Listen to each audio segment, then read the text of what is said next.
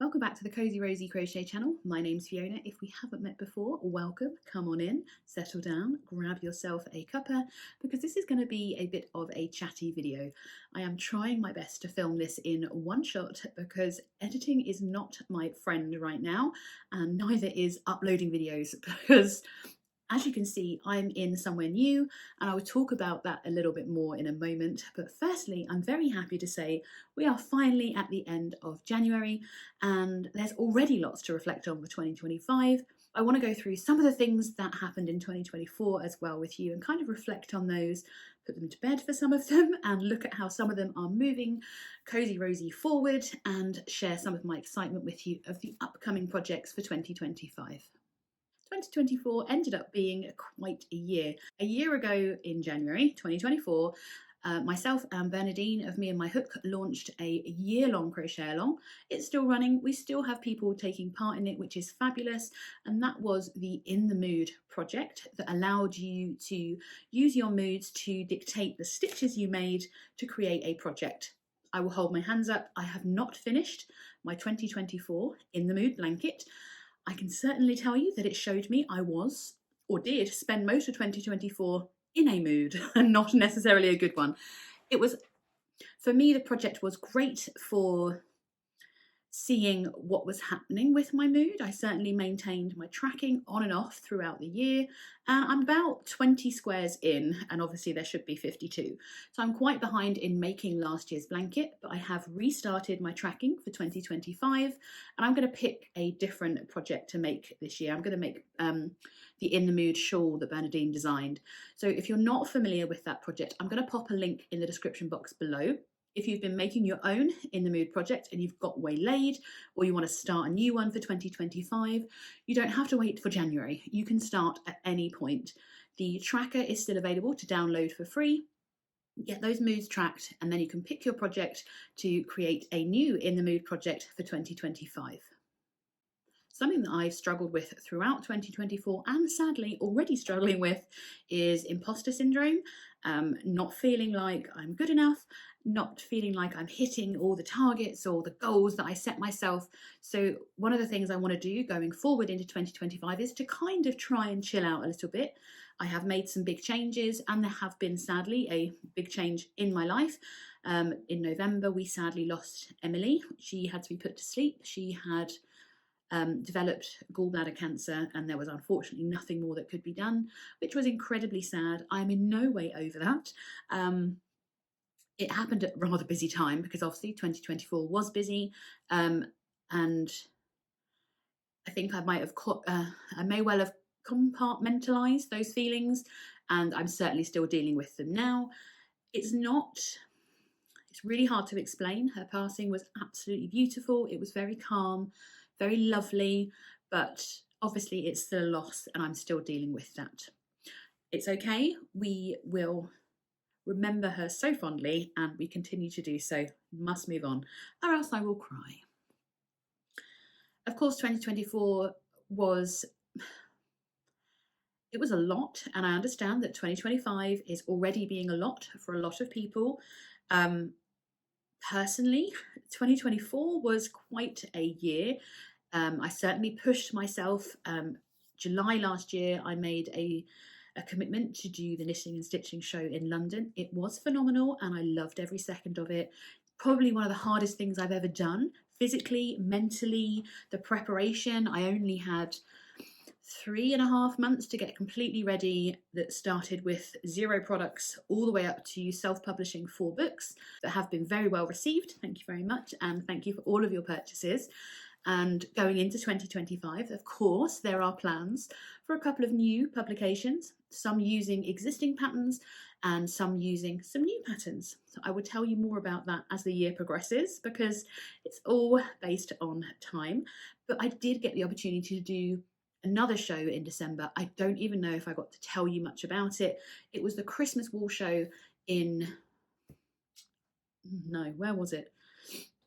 The National Motorcycle Centre in that area, literally in the same location, but not the NEC. But it's Birmingham, but outside of Birmingham. kind of a confusing, easy to find if you put it in a map, but it was an amazing event. I hosted a couple of workshops at the same time, which was so much fun. I really loved every second of it.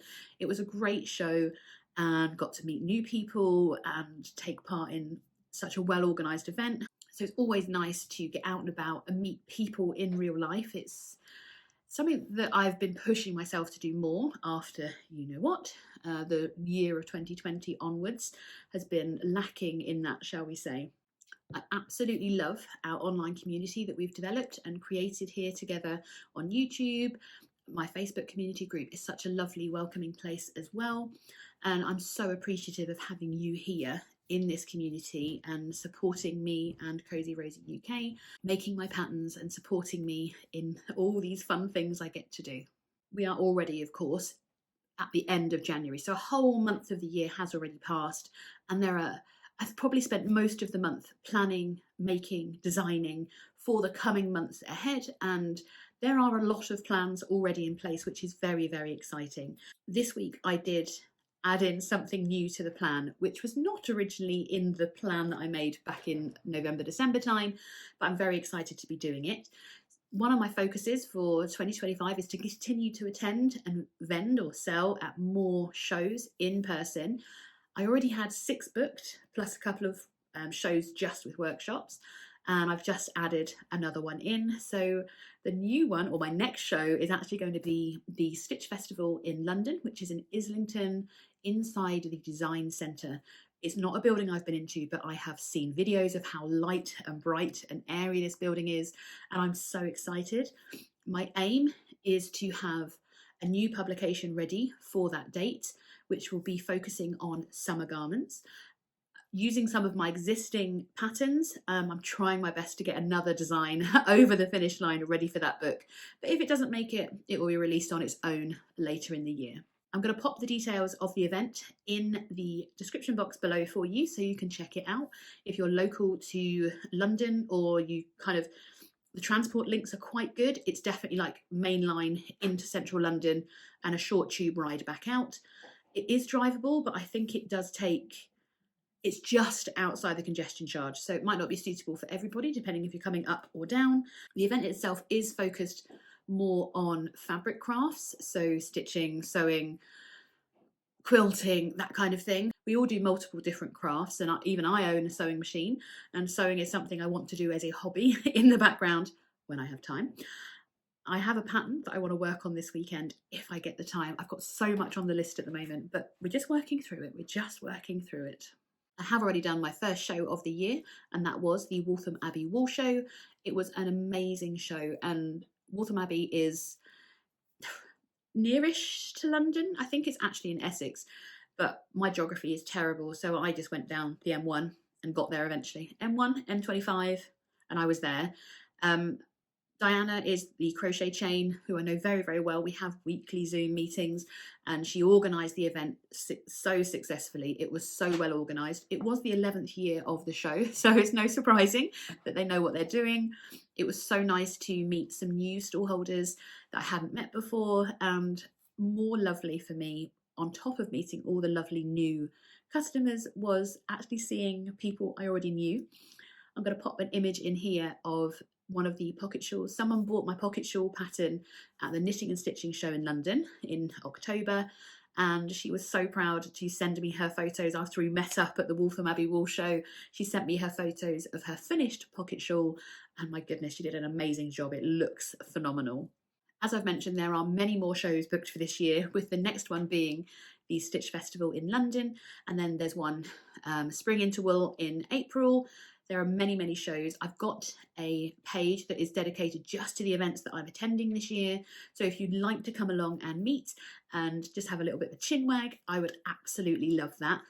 They are all in the UK. I'm not going transatlantic just yet. The visas and stuff are just a lot of work. But I would love to be able one day to travel the world and do more shows, most definitely.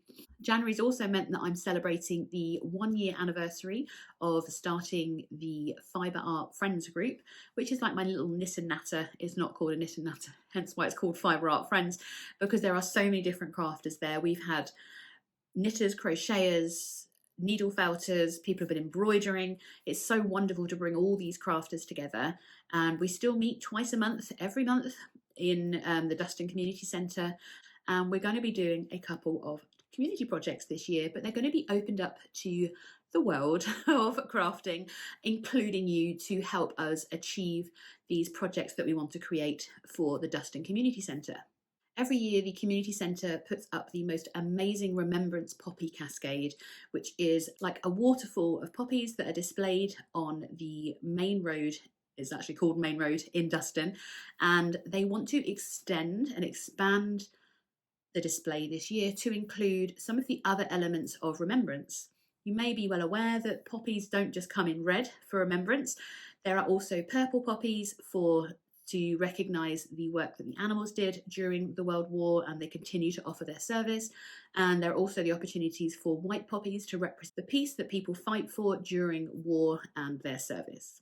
So I've been asked to create a new element to the display, which is going to be for the purple poppies, and to create some white poppies as well. So I have a new poppy design that I'm going to be releasing for you, which is the crochet version, and that will be releasing at some point in February. Just need to finish all the elements of the actual website element. There's so many moving parts at the moment, and one of those is to get the pattern ready to release on the website and link up everything to the community centre as well. So we're going to be adding a new animal element to the poppy cascade, as well as offering some additional red poppies to add to the cascade and do repairs. They've been using the poppy cascade for a number of years, and obviously it is an outside project, so it does on occasion need some repairs doing to it as well. So we're going to be creating some red poppies, some purple poppies, and there is an address for you to send them to if you would like to get involved. But I'm going to do a whole separate video just on that project. I will also be hosting some workshops, in-person workshops at the community centre, that will allow people in the local community to come along and learn to crochet, learn how to crochet a poppy. And then there's going to be another workshop where people can learn how to crochet a granny square. Once the poppy cascade has been removed to celebrate the remembrance, we're going to be working to create one of those giant crochet granny square Christmas trees. I'm sure you've seen the beautiful Christmas tree that was created for the Little Falls Library, and we are hoping to recreate something just like that using granny squares that have been made by people in my community and in our local community at the Dustin Community Centre as well. So I'm very excited to be working on those two rather large projects.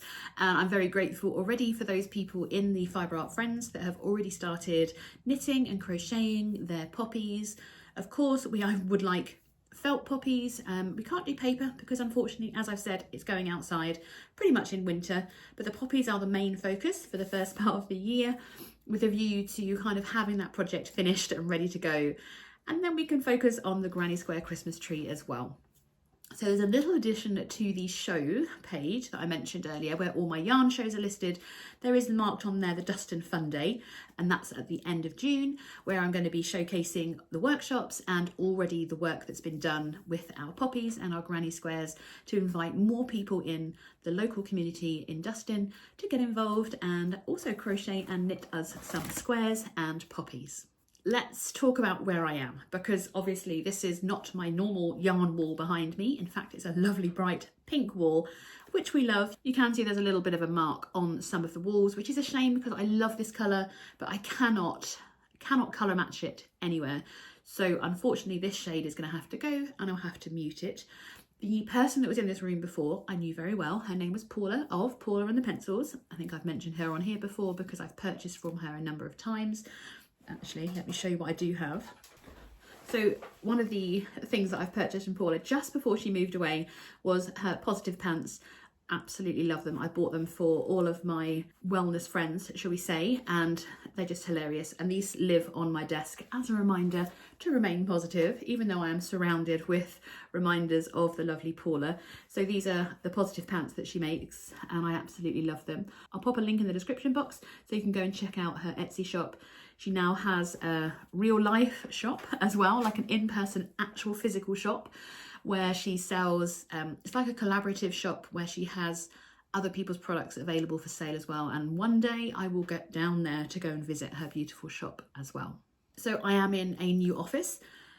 The moving in process was not quite as smooth as I'd hoped. I officially got the keys on the 1st of December, which would have been perfect. Obviously, you know, life happens, and I didn't get the keys until the 7th of December. And by that point, I was getting ready for the Christmas wall show, so I couldn't move in properly. And I wouldn't say I've properly moved in now. Just grab my heater back. It is rather cold. I have the most amazing windows in front of me.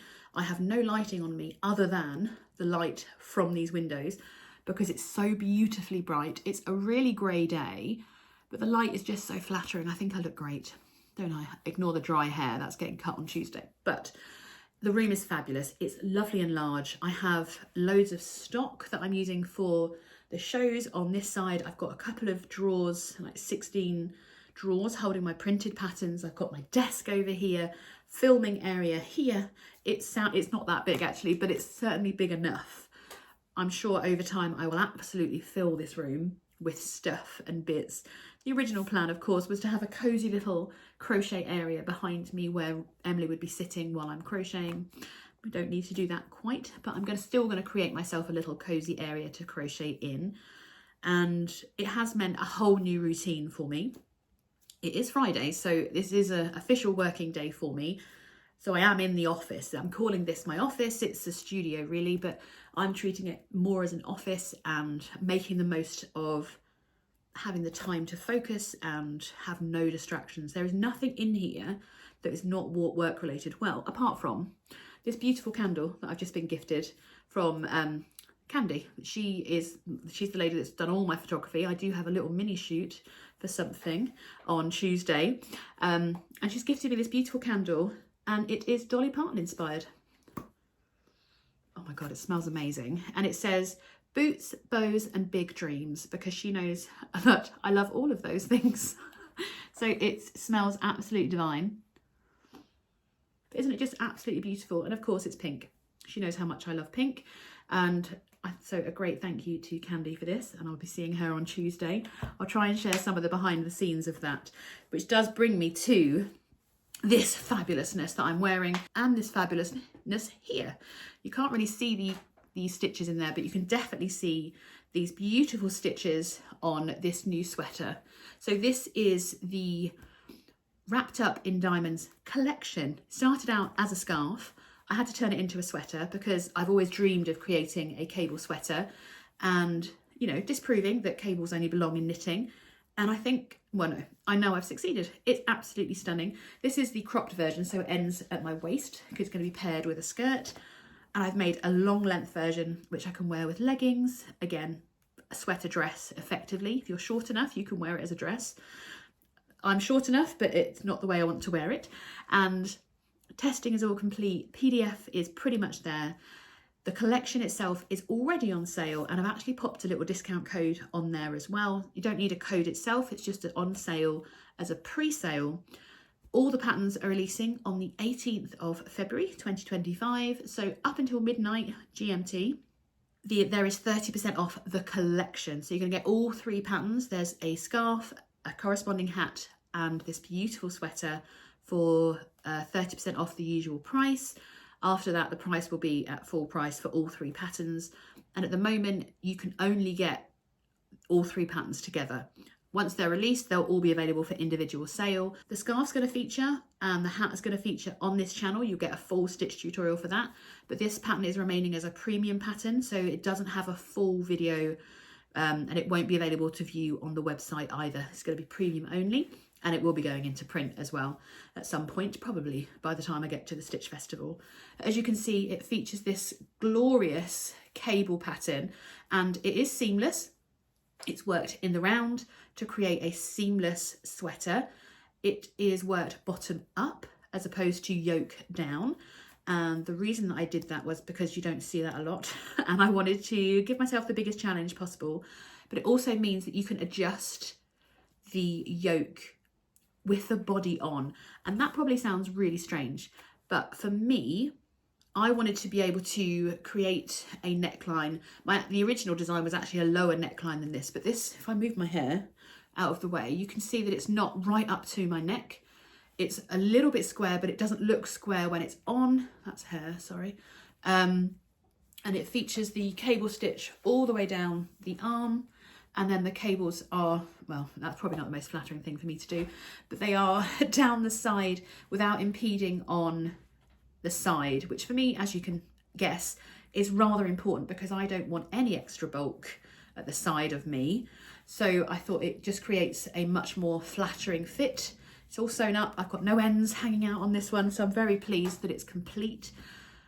I will be honest, this is my second make of this project because the pattern was written, it's been tested, and I've retested it alongside my testers, and I made this in a weekend to create the cropped version, and obviously I'm a size large.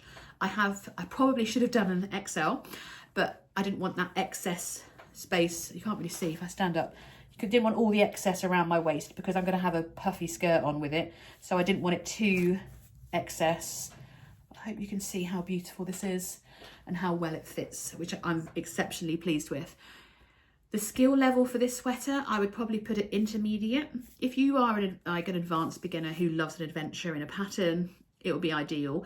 And there are some supporting video tutorials that be available to those that purchase the pattern, but it's not a step-by-step guide because the stitches are the same in the scarf and the hat or the beanie, and that's pretty much, as an intermediate crocheter, that should be all that you need. It features a cable chart as well, which is really, really nice. It's a new feature in some of my patterns.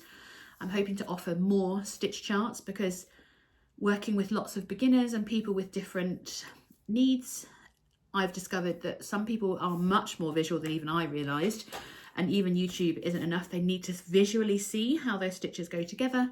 So I'm trying to introduce more charts into my patterns as well. And now I'm rambling because it's me. So this, the cable, the scarf and the beanie pattern will be available separately after the 18th of February. And at the moment, they're 30% off if you get all three. I'm excited to see what 2025 brings as we move through the year. One of the goals I want to set myself personally is to kind of chill a little bit and not be so full on. I found 2024 a lot. I'm still reeling and healing from all the other things that have happened in previous years. We're not going to focus on them. But also I'm aware through doing In the Mood that I need to work on my mood. And to do that, I need time away from my business, which was the biggest decision when it came to moving my workspace out of my house. I'm still working at home, obviously. All my personal yarn, that's just stock over there. My personal yarn is still at home. Some of it's here because I've been doing filming, obviously, but the majority of my yarn is at home so I can have a squish and work out what I'm making next. I do want to make, there are so many project ideas that I have that I have to remember that I need to stop using crochet as a reward for myself. I did enjoy my weekend stitching this up. It was so rewarding, but I want to be more consciously taking time to crochet as part of my work. Sometimes it can end up feeling like a bit of a chore, like, oh my God, I've got to get that done. And actually, I love crocheting. I don't want it to be a chore. So I'm working on lots of different things in my head as to kind of enjoy the process more than ever in 2025. Of course, adding an extra show is probably not ideal, and to already do that in the first month of the year tells you more about my personality than anything else, but that's okay. It's what I do. I accept who I am. So I am going to go and crack on. I want to get this out to you as quickly as possible to give you my thanks once again for being here and being a part of my community, our community really. I absolutely love it, and I do appreciate all your comments and just for you being here as well. I really hope you're going to make yourself one of these amazing sweaters. It works up so quickly because it is made in a chunky weight. Again, I'll pop it in the top right hand corner and in the description box where you can find the links to the collection and how you can nab yourself that 30% off. If you are watching this after the 18th of February 2025, I'm afraid you've missed that discount. But the collection is still available and the patterns will be available separately at that point as well. I hope you love it because I'm super, super chuffed with it, and I think it's just so comfortable. I can't wait to see the versions that people are stitching up. I've already seen my testers' finished versions and they're exquisite. Chef's kiss, they're absolutely exquisite, which is just what I wanted, obviously. This has been a super quick, at least I hope it's been a super quick by the time I cut out all my ummings and ahhings. Thank you so much for joining me today for this little mini catch up. I'm so pleased I've had the chance to share the community projects with you, even if just quickly. I want you to go and check them out. And of course, I'd love for you to send me a couple of poppies or a couple of granny squares, and I'll give you all of those details of exactly how they need to be very shortly. But until then, I'm off to go and film another video tutorial. So I will catch up with you soon. Thank you as always for joining me. I'll see you in the next video.